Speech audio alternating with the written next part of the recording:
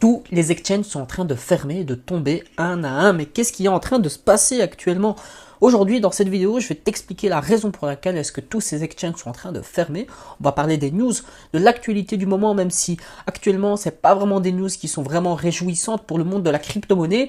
Sans plus attendre, on va commencer déjà par faire un petit review du marché, où comme on peut le voir ici, le Bitcoin est dans le rouge. Ethereum également, Binance sont tous un petit peu dans le rouge actuellement, principalement dû à la baisse des marchés traditionnels qui sont en train de se prendre une bonne petite rousse sur le marché, et les cryptos en pâtissent également. Bien sûr, ce n'est pas des grosses baisses que l'on a sur le marché, néanmoins, c'est quand même des petites coulées de sang petit à petit qui fait bien mal à la fin des vacances. Donc quand tout le monde va revenir en septembre, en espérant qu'il y aura de la nouvelle liquidité qui va revenir. Actuellement, c'est totalement mort, donc les cryptos, on le voit en tout cas que c'est vraiment les vacances et que plus personne est vraiment dans le monde de la crypto. Donc si aujourd'hui tu es là, déjà, une chose, n'oublie pas de t'abonner à la chaîne YouTube, surtout d'activer la cloche parce que YouTube n'envoie plus les notifications. Et deuxièmement, félicitations parce que tu fais vraiment partie de l'élite, de ceux qui restent focalisés dans un domaine, même quand il n'y a plus personne. Et rien que pour ça, tu peux en être fier parce qu'aujourd'hui, tu fais vraiment partie de l'élite. Et donc quand tu vas bien manger par la suite en bull market, les gens, tout le monde va te dire comment tu as fait, etc. Mais ces gens-là ne voient pas ce que tu es en train par quoi est-ce que tu es en train de passer actuellement, par des marchés rouges comme ça, tout qui ferme, rien qui monte. Et ça, honnêtement, ça ferait plaisir par la suite. Donc, BitMEX a fermé tout simplement. Donc, le 23 juillet 2026, ils ont annoncé leur fermeture. Donc, ils ont dit que voilà. Ils arrêtent tout simplement. Alors BitMEX, ça faisait quand même depuis 2014 qui était sur le marché, c'est pas n'importe qui, c'est quand même un gros exchange. Et ici, quelques temps par après, donc on a le 26 juillet, donc ils ferment ici les nouveaux comptes. Et quelques jours après, il y a Bitmark qui annonce également la fermeture de son exchange tout simplement, et on voit c'est totalement catastrophique, donc il y a tout qui est en train de fermer, le token aussi de BitMEX qui a plongé dans le rouge, on a également le token de Bitmark qui a également fermé dans le rouge, il y avait Ascendex aussi ici, Ascendex qui a aussi dû fermer il y a quelques temps, donc il y a peut-être 2-3 semaines maintenant, donc c'est aussi un gros exchange crypto qui est quand même là depuis assez longtemps. Donc on voit que franchement ça se passe très très mal actuellement. Alors pourquoi est-ce qu'ils sont tous en train de fermer? La réalité des choses, c'est que pour qu'un exchange fonctionne, il faut qu'il y a du volume dans l'exchange. Le souci maintenant, comme tu peux le voir actuellement sur le marché, c'est totalement plat. C'est totalement plat, il n'y a plus personne qui fait des échanges, il n'y a plus personne qui trade sur le marché. En plus de ça, avec l'arrivée des perpetual DEX comme Hyperliquid, Aster, où justement les gens font de plus en plus de transactions en DeFi, même sur des positions leveragées, donc avec du levier. Avant, si tu voulais prendre du levier, tu n'avais pas d'autre choix que de passer par des exchanges centralisés. Aujourd'hui, on peut facilement le faire de manière décentralisée. Donc l'expérience utilisateur est beaucoup mieux, et en plus de ça, c'est décentralisé. Et donc ça a dû drainer en fait du volume pour les exchanges, et donc ça fait baisser tout simplement le nombre de transactions qui est fait sur les exchanges. Et à cause de ça, on voit qu'aujourd'hui les exchanges sont vraiment en train de tous tomber un à un. Donc ceux qui restent aujourd'hui sur le marché sont vraiment ceux qui sont le plus résistants. Pour que tu puisses comprendre, durant le bull market, les exchanges, eux, font de la liquidité, se constituent une liquidité. C'est là où il y a beaucoup de volume de transactions qui sont faits, et donc c'est là où ils gagnent le plus, parce que eux gagnent grâce aux frais de transaction. Plus il y a de volume, plus ils gagnent. Et donc pendant le bull market, eux, ils font les stocks de cash tout simplement pour survivre après en bear market.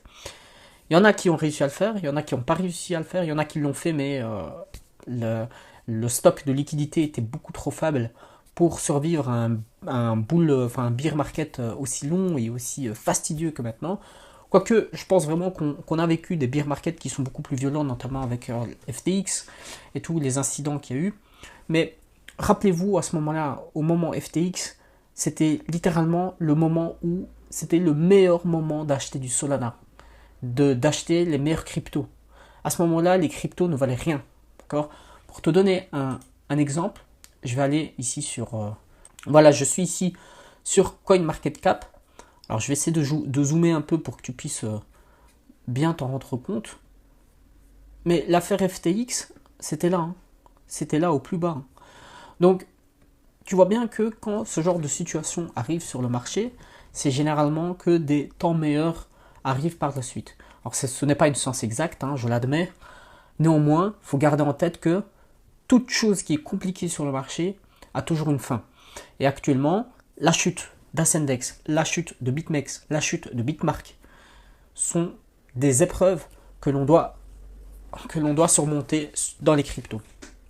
Si aujourd'hui tu veux un jour gagner gros avec les cryptos, tu es obligé de passer par ce moment où, bien entendu, il y aura avoir des protocoles qui vont exploser en vol, tu vas avoir des grosses baisses dans les cryptos, tu es obligé de passer par là pour vraiment gagner.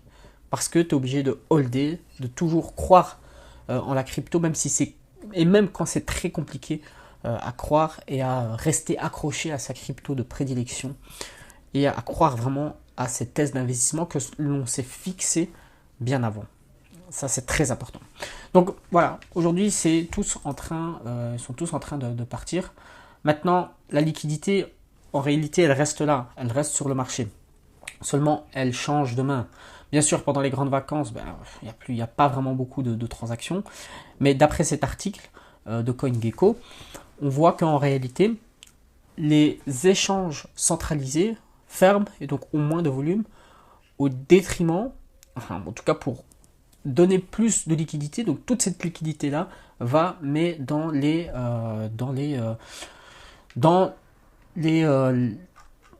perpétuales DEX et les DEX décentralisés, c'est-à-dire dans les échangeurs qui sont directement dans la blockchain. Donc on voit que voilà, les SEC sont en train de perdre de plus en plus de parts de marché et les DEX sont en train d'en prendre de plus en plus. Quand ici ils disent DEX, on voit que c'est notamment le cas des perpetual DEX.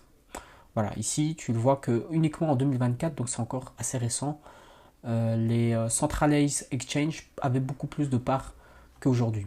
Et ça, c'est notamment l'arrivée des hyperliquides, etc. On regarde ici par exemple, on a le top 10 des spot exchange. Donc avant, il y avait Binance, OKEx, MEX, Bybit, etc. Aujourd'hui, ils sont tous faits, entre guillemets, pas liquidés, mais tu vois, ils ont quand même baissé en termes de volume parce qu'il y a un nouveau venant et c'est hyper liquide. Donc on voit quand même que la liste a changé et qu'il y a des rotations de liquidités qui se font. On a toujours un top 10, mais un top 10 qui est un petit peu plus nuancé actuellement.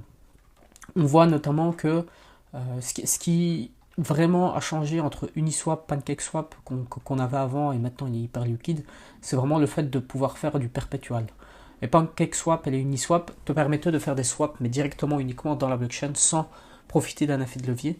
Avec Hyperliquid, ça te permet de le faire et de profiter de cet effet de levier là en question. Donc tu le vois qu'il commence à avoir vraiment un nouveau paradigme qui est en train de se faire et de changer dans les cryptos. Et c'est vraiment un changement de liquidité et voilà, tout simplement, la prochaine bull market, ça va être un peu différent, comme à chaque fois. Néanmoins, la tendance de fond reste et restera toujours identique. Il ne faut pas non plus s'alarmer sur ça. C'est des choses qui arrivent dans les cryptos, c'est des exchanges qui partent, donc il y en aura des nouveaux qui vont venir. Hein. Croyez-moi, là, il va y avoir des nouveaux qui vont venir sur le marché. Donc pour ça, ne vous inquiétez pas. Des nouveaux exchanges viendront et prendront également la place de ces exchanges-là en question. Encore une fois, dans les cryptos et partout, même que ce soit en physique, ce que vous voulez, rien ne se perd, tout se transforme.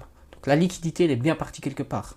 C'est soit ils font moins de liquidité, donc elle est partie dans l'économie réelle, ou soit la liquidité, elle est là, elle est dans le monde de la crypto. Maintenant, où ça, on ne sait pas. Est-ce que c'est de plus dans des SEC ou plus dans des DEX, etc.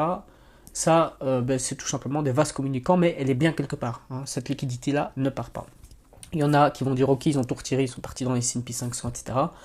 Ce n'est pas vraiment ce que les données on-chain nous disent. Néanmoins, ça reste quand même des options qui sont totalement valides. Voilà, j'espère que cette courte petite vidéo t'est plu. C'est vraiment une petite vidéo de news pour vraiment te parler uniquement des fermetures ici qu'il y a eu.